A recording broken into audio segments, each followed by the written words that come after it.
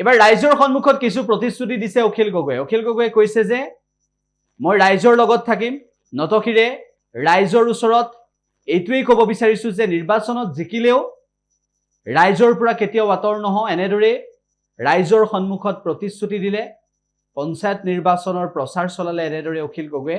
আমি অখিল গগৈয়ে কি মন্তব্য কৰিছিল সেই মন্তব্য আগবঢ়াইছো। আমাৰ চিনটো কি? গেছ চিলিণ্ডাৰ মনত ৰল নহয়, তলা চাবি নহয়তো, হাতখন নহয় আকৌ, হাতখন নহয় আকৌ, কোনটো হয়? Cylinder cylinder cylinder. কেলে চিলিণ্ডাৰ লৈছো? যিদিনা 26 চনত চৰকাৰ কৰিম চিলিণ্ডাৰৰ দাম কমাই দিম। এতিয়া মই এই তিনিজনক সন্মুখত ৰাখি মই এটা কথা ক'ব খুজিছো, মই আপোনালোকৰ সন্মুখত নতশিৰ কৰিম। নতশিৰ মানে মূৰ তললে কৰিম। মুছলমান মানুহে মানুহৰ ওচৰত নতশিৰ নকৰে, আল্লাহৰ ওচৰতে কৰে। কিন্তু মই হিন্দু মানুহ, মই নতশিৰ কৰিব পাৰো। মই আপোনালোকৰ ওচৰত মূৰটো তললে কৰিম। মই কম আচলতে মই মূৰটো তললে কৰি দিয়ে মানে মই বুজাম যে মই আপোনালোকতকৈ তল, সদায় আপোনালোকৰ সেৱা কৰিম, আপোনালোকৰ ওচৰত অহংকাৰ নকৰো, মই আপোনালোকতকৈ সৰু, এইবুলি মই মূৰটো তললে কৰি দিম। আৰু আপোনালোকে সকলোৱে থিয় হৈ মোক এটা দোৱা কৰিব লাগে, আশীৰ্বাদ কৰিব, সকলো থিয় হৈ দেই, সকলোৱে থিয় হৈ দিব।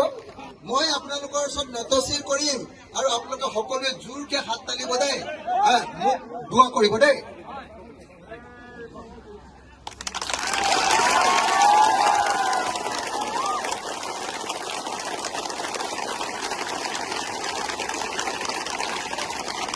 পিট কৰে বুলি অনবৰতে ভয়ত থাকিব লাগে নে নাই?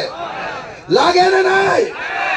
আজি নদী খহনীয়াত পৰা, নদী ভগনীয়াত পৰা এজন সংখ্যালঘু মানুহে যদি নিজৰ ঘৰটো নদীত গুচি গ'ল, তাৰ অলপ দূৰতে অকণমান চৰকাৰী মাটিত ঘৰটো বনালে, লগে লগে চিঞৰ দিলে বাংলাদেশীয়ে মাটি দখল কৰিলে, বাংলাদেশীয়ে মাটি দখল কৰিলে, বাংলাদেশীয়ে মাটি দখল কৰিলে।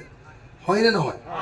আৰু তাৰ পাছত হিমন্ত বিশ্ব শৰ্মাই গৈ, তেওঁৰ চৰকাৰে গৈ এফালৰ পৰা মুছলমান মানুহৰ ঘৰবিলাক ভাঙি দিলে। হয়নে নহয়? হাজাৰ হাজাৰ এনেকৈ মুছলমান মানুহক বেঘৰ কৰি দিছে এই হিমন্ত বিশ্ব শৰ্মাই। কৰিছেনে নাই? কৰিছেনে নাই? সব জাতিৰ মাজতে চুৰ আছে, সব জাতিৰ মাজতে ডকাইত আছে, সব জাতিৰ মাজতে বদমাছ আছে। কিন্তু পুলিচে যেতিয়া সংখ্যালঘু ল'ৰা এজনক ধৰি লৈ যায়, আব্বা আৰু আম্মাই টেনচন খাই থাকে। ৰাতি 2টা বজাত খবৰ আহে যে পুলিচৰ হাতৰ পৰা ল'ৰাটো পলাব খুজিছিলে, পুলিচে পিছফালৰ পৰা গুলিয়াই দিলে। হয়নে নহয় কওক? হয়নে নহয়? আপোনালোকে নিজে কওক, হয়নে নহয় কওক? এখন দেশত সংবিধানৰ শপত কোৱা এখন চৰকাৰে এনেকে আইন কানুন ভৰিৰে মোহাৰি, আদালতক অৱমাননা কৰি এনেকে এজন অভিযুক্তক গুলিয়াই মাৰিব পাৰে নেকি? পাৰে নেকি? নোৱাৰে। কিন্তু এই চৰকাৰে সংখ্যালঘু বুলি ক'লেই গুলিয়াই দিয়ে। হয়নে? সেইকাৰণে এই চৰকাৰক যিদিনালৈকে ব্ৰহ্মপুত্ৰত দলিয়াই দিব নোৱাৰিম, কোনো সংখ্যালঘু মানুহ কেতিয়াও শান্তিত যাই থাকিবলৈ নোৱাৰে। হয়নে নহয় ৰাইজ? কিন্তু অকল সংখ্যালঘু মানুহ নহয়, মোৰ নিচিনা মানুহক যিবিলাকে মই সত্য কথা কওঁ, মিছাটোক মই মিছা বুলি কৈ দিওঁ, এই বস্তুৰ দাম বঢ়াইছা এই বুলি মই কৈ দিওঁ, এই মোদী চাহাবে আপুনি কিয় বস্তুৰ দাম বঢ়াইছে? ইলেকশ্যনত আপুনি কৈছিলে মেহেংগা হটাইংগে, বস্তুৰ দাম কমাম, এতিয়া কেনেকে বস্তুৰ দাম বাঢ়িলে? এনেকে বুলি মই যেতিয়া কওঁ, তেতিয়া কয় যে অখিল দেশদ্ৰোহী, ই ৰাষ্ট্ৰদ্ৰোহী, ইয়াক NSA লগাই দিয়ে, ইয়াক NIA লগাই দিয়ে, আৰু তাৰপিছত মোক 2 বছৰ এনেকে ধৰি বান্ধি জেলত ভৰাই দিয়ে। জানেনে নাই আপোনালোকে? জানেনে নাই? জানেনে নাই? এই বিজেপি চৰকাৰে হাতী বন্ধা ৰছীৰ সমান ৰছীয়ে বান্ধি মোক এনেকে বান্ধি মোক দিল্লীলৈ লৈ গৈছিলে। জানেনে নাই আপোনালোকে?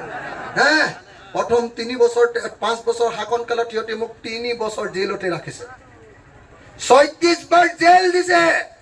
বিজেপি চৰকাৰে মোক 36 বাৰ জেল দিছে। বেলেগ একো কাম কৰা নাই। মই না চুৰ কৰিছো, না মই ডকাইত কৰিছো, না মই কাৰোবাক মাৰিছো, অকল মানুহৰ কাৰণে, মাত পতাৰ কাৰণে, ভাল কাম কৰিব লাগে বুলি কোৱাৰ কাৰণে মোক 36 বাৰ জেল দিছে এই হিমন্ত বিশ্ব শৰ্মাহঁতে।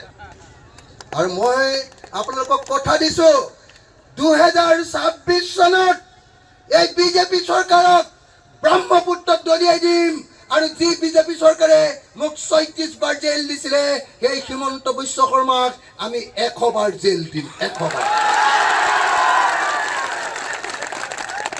১০০ বাৰ জেল দিম